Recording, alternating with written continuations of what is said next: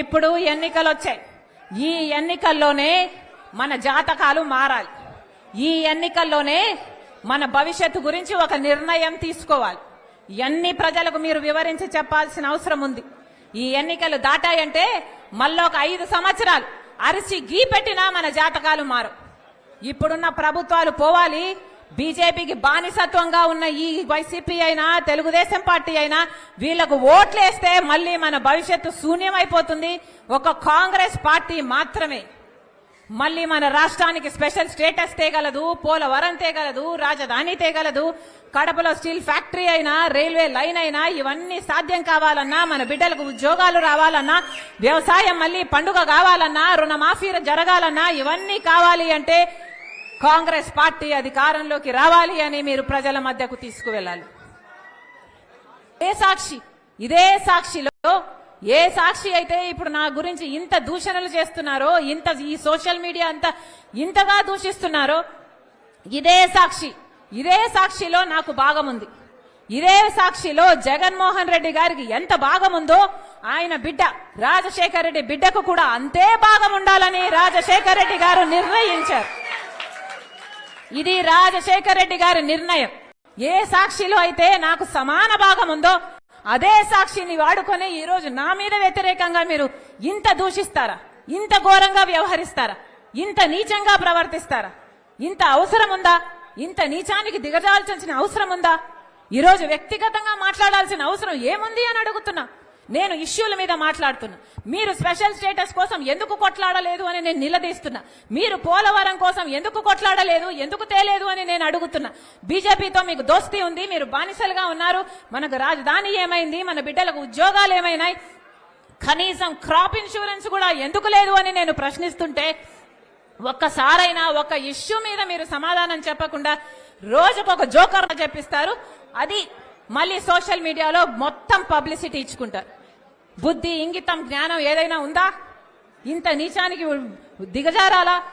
విలువలు, విశ్వసనీయతలు అని పెద్ద పెద్ద మాటలు చెప్పారు కదా, మరి మీకు లేవా విలువలు, విశ్వసనీయతలు? ఆలోచన చేయాలి. తెలుగు ప్రజలు పిచ్చోళ్లు కాదు, అన్ని గమనిస్తున్నారు, అన్ని చూస్తున్నారు. నేను రాజశేఖర్ రెడ్డి బిడ్డను. పులి కడుపున పులే పుడుతుంది. రాజశేఖర్ రెడ్డి రక్తం నాలో ప్రవహిస్తుంది. నేను రాజశేఖర్ రెడ్డి బిడ్డ వైఎస్ షర్మిలా రెడ్డి.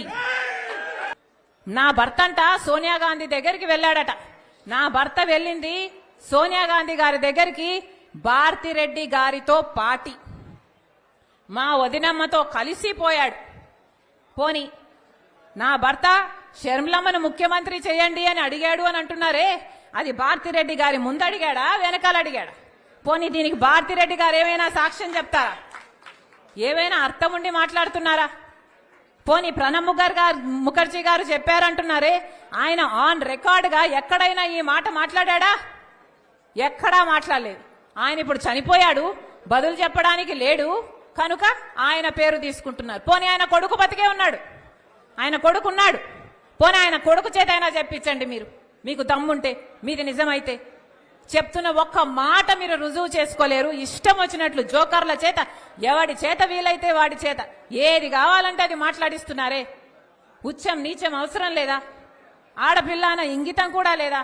వ్యక్తిగతంగా టార్గెట్ చేస్తారా? ఇంకా సాక్షి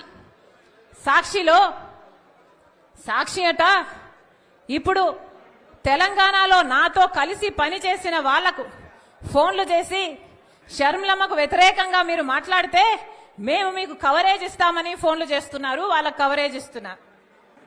అక్కడ తెలంగాణ పార్టీలో నాతో కలిసి పనిచేసిన వాళ్ళు మాకు ఫోన్లు చేసి, అమ్మా మాకు ఇలా ఫోన్లు వస్తున్నాయి, మీరు వ్యతిరేకంగా మాకు చెప్తున్నారు. ఇంతగా దిగజారాలా రాజకీయాలు? ఇంతగా దిగరాల్సిన అవసరం ఉందా? మీరు ఈరోజు మూకుమ్మడిగా నా మీద దాడులు చేస్తున్నారు. సిగ్గు ఎగ్గు లేకుండా, ఉచ్చం నీచం లేకుండా వ్యక్తిగతంగా నన్ను టార్గెట్ చేస్తున్నారు. ఎన్ని రకాలుగా రోజుకొక స్టోరీ చెప్తారు, రోజుకొకరిని ముందుకు తీసుకొస్తాడు, రోజుకొక జోకర్ ముందుకు వస్తాడు, ఒక కొత్త మాట చెప్తాడు.